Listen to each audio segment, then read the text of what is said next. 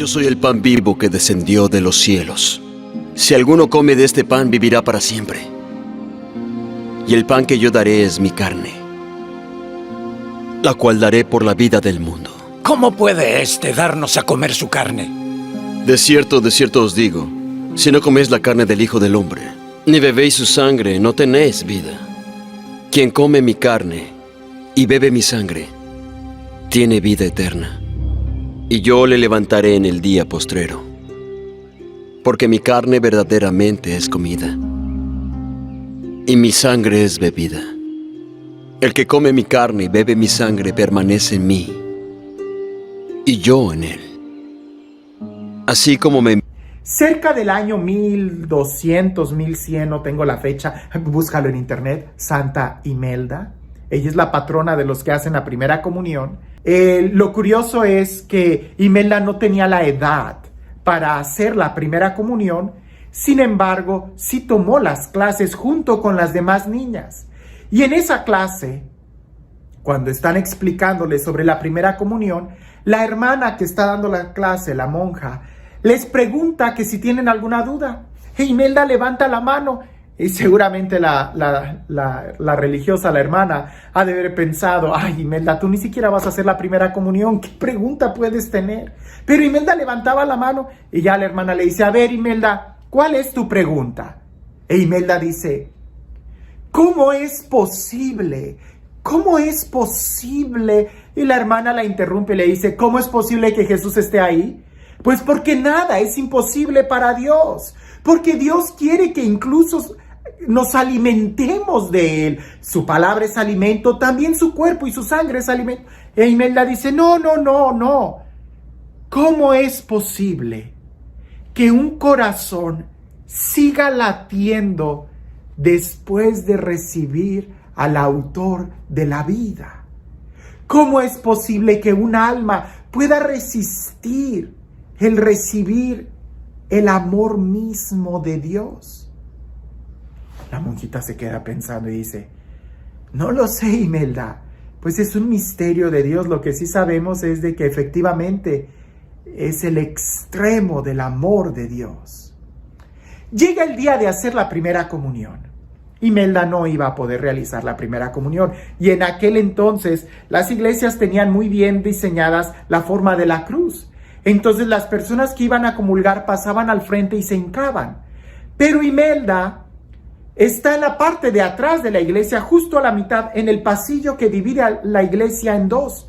Ella está ahí, se hinca en la banca, y cuando ve que todas empiezan a pasar a comulgar, excepto ella empieza a decir en voz alta, te deseo, Jesús, te deseo. Te deseo, Jesús, te deseo. Eso quedó bien claro, porque las personas que estaban al lado volteaban a verla y se incomodaban, pero era una niña. Así que, qué tierna, déjala que siga orando. Te deseo, Jesús, te deseo. Te deseo, Jesús, te deseo. Conforme la fila de la comunión o las personas que estaban comulgando se iba haciendo menos, ella cada vez lo decía más tranquila y en voz más baja, pero seguramente en un grito interior. Te deseo, Jesús. Te deseo, Jesús. El sacerdote cuando termina de dar la comunión, él gira para guardar la reserva eucarística en el sagrario, y él no se da cuenta que en el momento en que gira, una hostia sale volando, levitando del copón. Y cuando él ya lo va a poner en el altar y va a cerrar el copón para reservarlo, uno de los acólitos le empieza a jalar la casulla al padre, y el padre voltea para preguntarle qué pasa.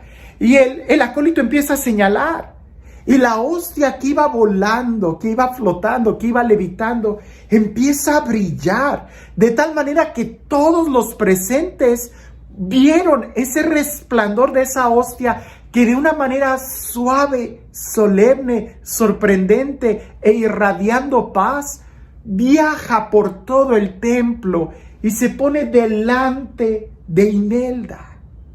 Imelda hincada solamente contemplando la hostia. El sacerdote agarra una patena, que es un platito que se usa para que no se caiga ninguna partícula. El sacerdote agarra, camina, se baja, va a donde está Imelda, pone la patena abajo de la hostia y la hostia deja de brillar y desciende sobre la patena. El sacerdote entiende que Jesús quiere entrar al corazón de Imelda y le dice: Imelda, ¿quieres recibir la primera comunión? Imelda dice que sí. El padre toma la hostia y le dice: Imelda, cuerpo de Cristo. E Imelda dice: amén. Y lo recibe. Imelda cierra sus ojos, con un rostro totalmente relajado, angelical, queda en una profunda paz. Viendo que ella no hacía ningún gesto, pues deciden dejarla así. El sacerdote regresa, termina la misa, se salen todos del templo porque había una convivencia después de la primera comunión y dejan a Imelda ahí, en el templo, haciendo oración con ese rostro de éxtasis, de mucha paz. Ya pasando muchas horas, se acerca una de las religiosas junto con el padre para despertar a Imelda de ese precioso trance de amor. Cuando se dan cuenta que Imelda ya había muerto. Pero no te sorprendas. Incluso todavía hasta el día de hoy pareciese que hay un debate en que si murió o sigue en éxtasis. Porque el día de hoy tú todavía puedes contemplar el rostro de Imelda. Su cuerpo no se ha corrompido. Está así, totalmente relajada en una actitud de oración. La vistieron con un traje propio de novia, que es el de las niñas que hacen la primera comunión, que expresa ese esposorio místico con Jesús. Y sí, a través de la historia ha habido quienes, por querer cuidar el milagro que tienen enfrente, han querido cubrirla con cera y cosas por el estilo, pero todavía a pesar de todo eso, ya más de 800 años, puedes contemplar a Imelda en ese profundo éxtasis de amor. Esto no quiere decir que tú te vayas a morir al recibir a Jesús. Por supuesto que no. Quiere decir que tú puedes vivir al recibir a Jesús.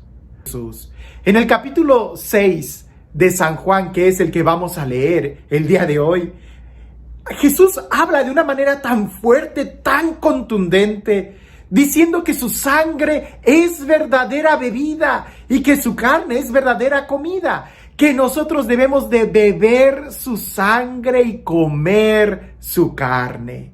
Por eso cuando Jesús dice: mi sangre es verdadera bebida, quien bebe mi sangre tiene vida eterna, los judíos se sorprenden y dicen: pero ¿cómo puede darnos a ofrecer su sangre? Es decir, no podemos tocar la sangre de él, o mucho menos él se va a ofrecer como sacrificio por nosotros.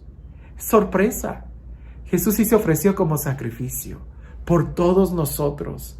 Con mucha razón en la carta a los Hebreos nosotros leemos que Jesús es el sacrificio, es el Cordero de Dios, como San Juan el Bautista lo presentaba. He ahí el Cordero de Dios que quita el pecado del mundo, porque su sacrificio en la cruz, porque Jesús se entrega por amor a ti y a mí. La muerte de Jesús es una muerte ritual, es una muerte sacrificial, es decir, Jesús está tomando nuestro lugar. En la carta a los Hebreos se lee que si la sangre de animales tenía poder para perdonar nuestros pecados, ¿cuánto no más la sangre del Hijo de Dios, de Jesús, tiene poder para perdonar nuestros pecados?